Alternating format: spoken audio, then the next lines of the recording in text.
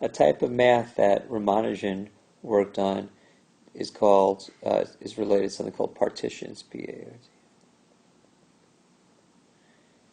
A partition is just a way of taking a number, like the number 6, and figuring out ways to write it as sums of other numbers. Like, for instance, 6 could be written as 2 plus 4.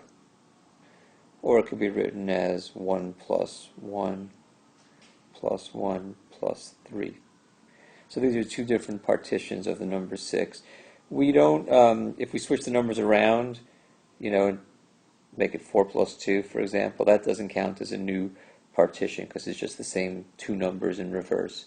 Same thing here. If I make it 3 plus 1 plus 1 plus 1, that doesn't count as a new partition. So here are two of them. It turns out that there are 11 partitions of the number 6, 3, 4, 5, 6 ones is one of them, or a 2 with 4 ones, or 2 twos, 2 ones. And here you see all 11 partitions of the number 6. Notice even this last one, 6 just by itself counts as a partition, even though it's just the number itself. Now, bigger numbers have more partitions. For instance, the number 12 actually has 77 different ways of doing it.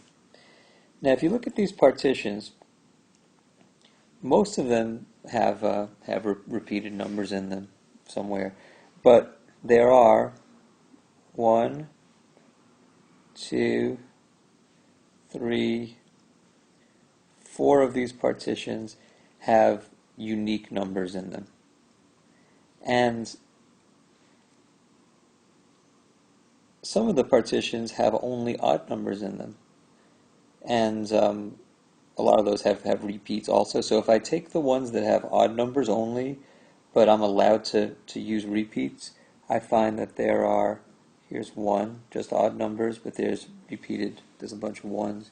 Here's a second one that has odd numbers only, but it has repeats. Here's a third one that has odd numbers only and repeats. And this last one has odd numbers. It doesn't have to have repeats, but just uses odd numbers, even though it was allowed to. So for the number 6, there were 4 partitions that have unique numbers. So 4 with no repeats at all. And any number is allowed.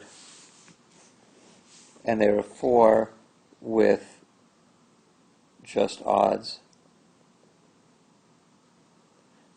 And repeats allowed. And it turns out that's not a coincidence that these two numbers are the same. That if you take any number and you write the partitions that have no repeats, and you count how many there are, and you also take the number that have odd numbers only, but repeats are allowed, you'll get the same answer. And you could test that out for the number 12 and for the number 13, see if you can find all the partitions with no repeats and all the partitions that have repeats or that have just odds with repeats allowed.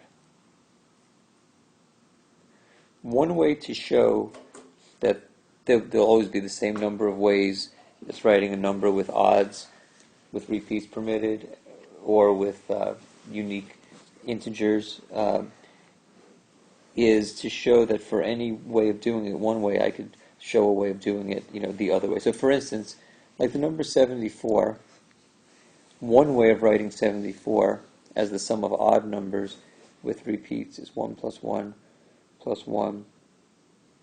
It's going to be 6 ones. Plus 3 plus 3 plus 3 plus 7 plus 7 plus 5 nines.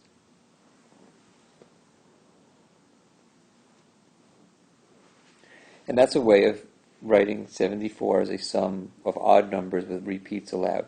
So here's a trick. I'm going to turn this into a way of writing 74 with unique numbers where they could be odd or even. Here's how you do it. You write all these ones as 6 times 1. And you write these 3 threes as 3 times 3. And you write these 2 sevens as just that, 2 times 7. And these 5 nines as plus 5 times 9. Now, we take these numbers here, which are kind of like coefficients, and any number can be written as the sum of powers of 2. The powers of 2 are 1, 2, 4, 8, 16, and so on. So 6 is 2 plus 4, and 3 is 1 plus 2, and this 2 over here is just 2, and 5 could be written as 1 plus 4. So if I take this 74 equals 6 times 1 and write it as 2 plus 4 times 1, and I rewrite this 3 as 1 plus 2 times 3, and this 2 times 7 could just stay as 2 times 7, and the 5 becomes 1 plus 4 times 9. And now I distribute the 1 through, I get 1 times 2 plus 1 times 4. If I distribute this 3 through, I get plus 1, I'll say 3 times 1 plus 3 times 2 plus 2 times 7. Distribute the 9 through, get 9 times 1 plus 9 times 4.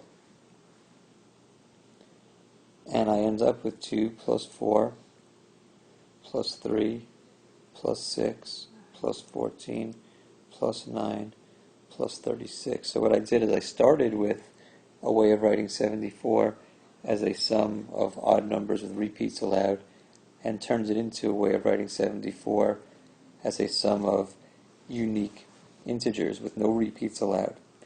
Now the thing to think about is how can we be so sure that this process won't lead to repeats?